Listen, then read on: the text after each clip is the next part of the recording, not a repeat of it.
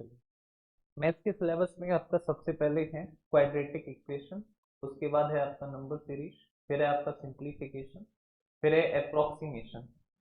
अब यहां से लेकर यहां तक इन चार टॉपिक से आपके क्वेश्चन बनते हैं लगभग 15, केवल इन चार टॉपिक से। एक क्वाड्रेटिक, एक नंबर सीरीज, एक सिंप्लीफिकेशन और एक अप्रोक्सीमेशन। फिर है आपका arithmetic, percentage, profit and loss, SI, CI, के बाद मिक्सर एलिगेशन, के बाद है आपका रेशियो, के बाद है पार्टनरशिप, के बाद है एज, के बाद एवरेज, के बाद है टाइम एंड वर्क, के बाद है पाइप टंकी, speed, time and distance, train, vote and steam, और के बाद मेंसुरेशन है, और लास्ट में है डीआई। अब यहाँ से डीआई से जो है आपके बनते हैं 5 क्वेश्चन, 5 क्वेश्चन। ठीक है, यहाँ से क्वेश्चन आपके बनेंगे 15 से 20 क्वेश्चन। अगर यहाँ से 15 बनते हैं तो यहाँ से क्वेश्चन आपके बनते हैं 10, और अगर यहाँ से बनते हैं 15 तो यहाँ से बनेंगे कितने 10, और अगर यहाँ से बनते हैं 20 तो यहाँ से बनेंगे आपके कितने 5। ठीक है, तो ये आपका 25 ये हो गया। बाकी जो 10 क्वेश्चन है वो आपके बनेंगे कहाँ से, अर्थमेटिक।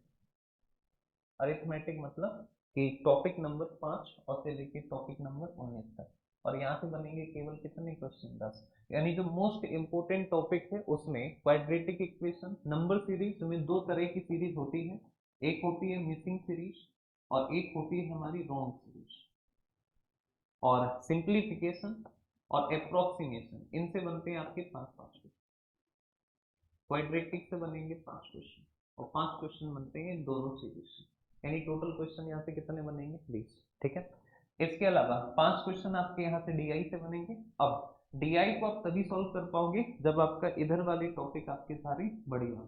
ठीक है, क्योंकि डीआई जो है इन्हीं टॉपिक से रिलेटेड होती है।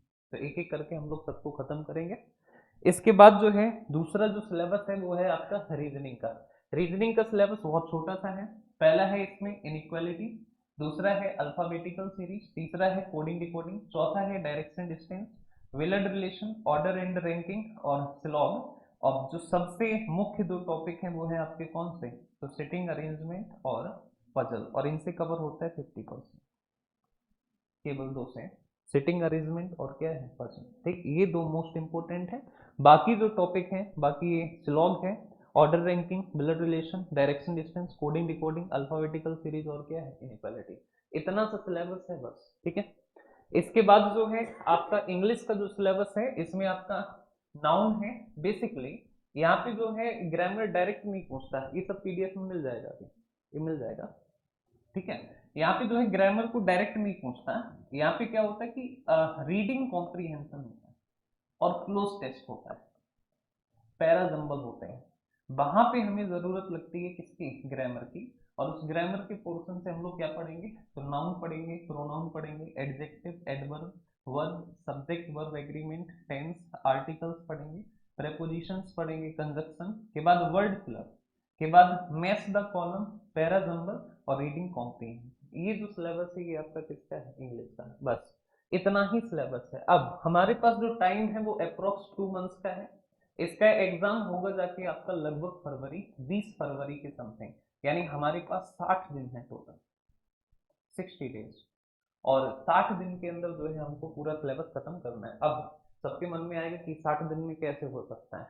एक्चुअली क्या है ना कि इनका जो दायरा है वो सीमित है। जैसे कि हम सबको पता है कि यहाँ से मैथ्स में इन चार टॉपिक से केवल कितने क्वेश्चन आने, 20।